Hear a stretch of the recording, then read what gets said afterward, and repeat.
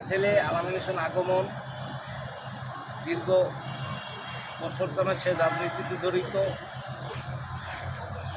কালকের সে আনন্দ মিছিলের সময় বাটারা থানার পুলিশ তারে গুলি করে, গুলিতে সে নিহত হন। সে বাটারা থানার স্বেচ্ছাসেবক দলের বিপ্লবী নেতা, যুগ্ম আহ্বায়ক। আমি তার মৃত্যুর বিচার চাই। আপনি একটু বলেন।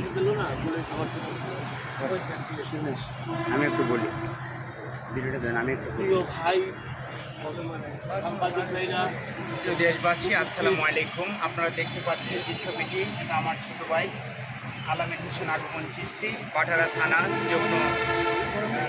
থানা স্বেচ্ছাসেবক দলের যুগ্ম আহ্বায়ক ছিল। গতকাল বিজয় মিছিলের সময় কোনো পুলিশের নিহত হয়েছে। আমরা আলামিন হোসেন দেশকে নতুনভাবে স্বাধীন করতে গিয়ে শহীদ আবু সাইদ সহ যারা বিচার চাই এবং যারা গ্রেফতার হয়েছে, নির্মমভাবে গ্রেফতার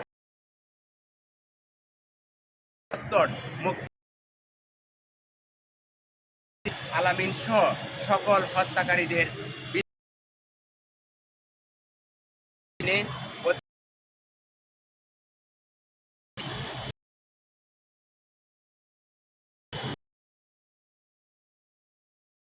পল্টনে যাব,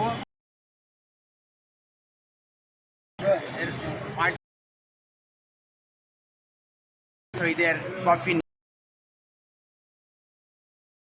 বড় ভাই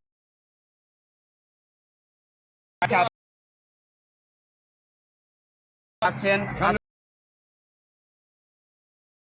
ভাই আমার যে আমাদের